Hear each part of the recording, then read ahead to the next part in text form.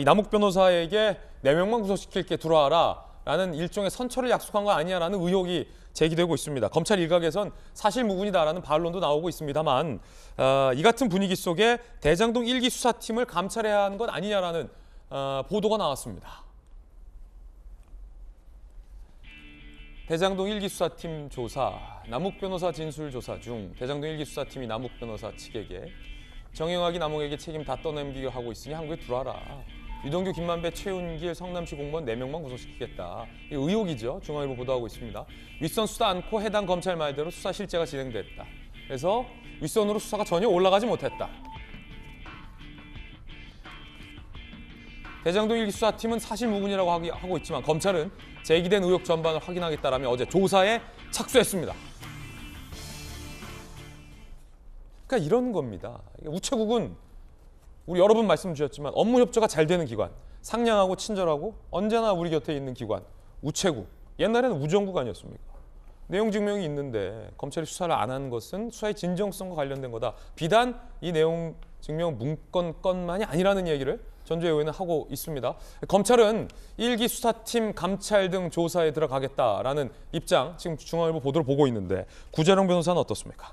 제가 보기에도 문계기는 충분히 의혹이 있다. 왜냐면은 지금 수사가 과잉이다. 뭐 기소하는 게 뭐 조작 수사다. 이렇게 주장한 쪽도 있고 문계기 수사에 대한 주장도 있는데 상식적으로 봤을 때 검찰이 수사를 해가지고 기소를 하면 그 과정에서 영장도 청구를 했고요.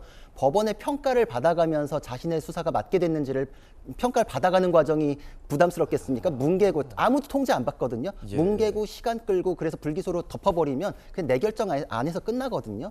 검찰로서는 문계기하기가 쉽죠. 저는 근데 살짝 성격상 뭐 이렇게 문개고 그런 게 잘 안 돼요. 그렇죠. 전 개인적으로 저는 문개기보다는 그렇죠. 그래서 빨리 하는 게 좀 더 편해요. 바람이 불기도 전에 누웠다 뭐 이런 생각도 드는데 선거 국면이었기 때문에 분명히 눈치 보기가 있었을 것으로 생각이 되고 실제로 의혹은 그 당시에 수사를 언론에서 정말 멱살 잡고 하드캐리하고 있다 이런 평가 되게 많았지 않습니까? 언론에서 터지면 검찰에서 마지못해서 영장 뭐 내고 그런 식으로 답답하게 가다가 그 나중에도 정진상 실장에 대한 얘기 나왔지만 대장동의 본류로는 조사를 안 했습니다. 그때 다른 걸로만 했었고 결국은 이재명 그 당시 후보에 대해서는 조사 한 번도 안 했거든요.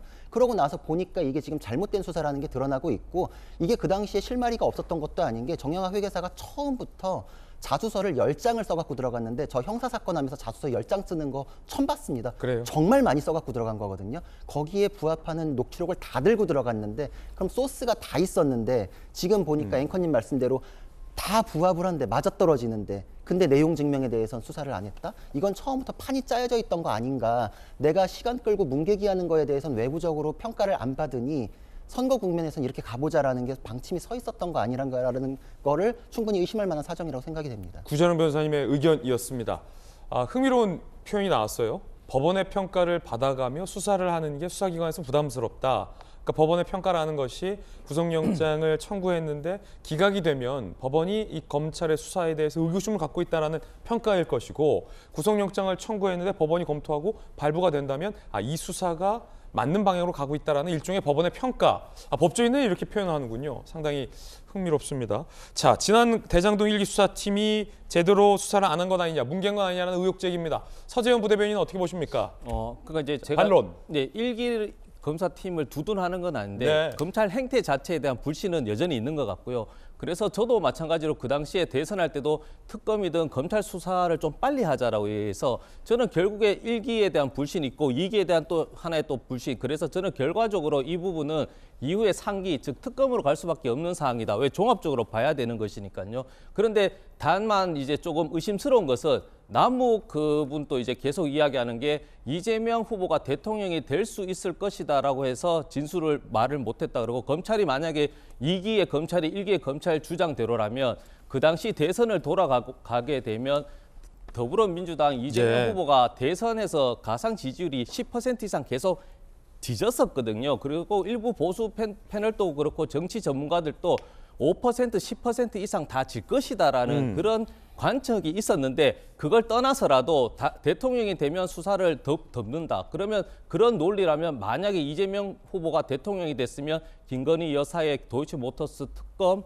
그리고 수사, 그리고 여러 가지 어떤 그 대학 진학에 대한 학력 의혹 이런 부분이 그럼 수사가 더 진전이 될 것인가? 그래 그것을 보면 저는 어떤 정부의 어떤 검찰의 행태를 매번 얘기하는 게 어떤 정치적인 환경을 배제하고 공정한 수사를 한다는 것 자체가 그런 수사 형태가 지금이 이렇게 일반화되지 않았다는 것을 반증하지 않나, 이게 좀 아쉬운 지점입니다. 예, 자 물론 이 내용 증명 문건의 내용이 허위일 가능성도 있다라는 가능성도 염두를 해둬야 될 것 같습니다.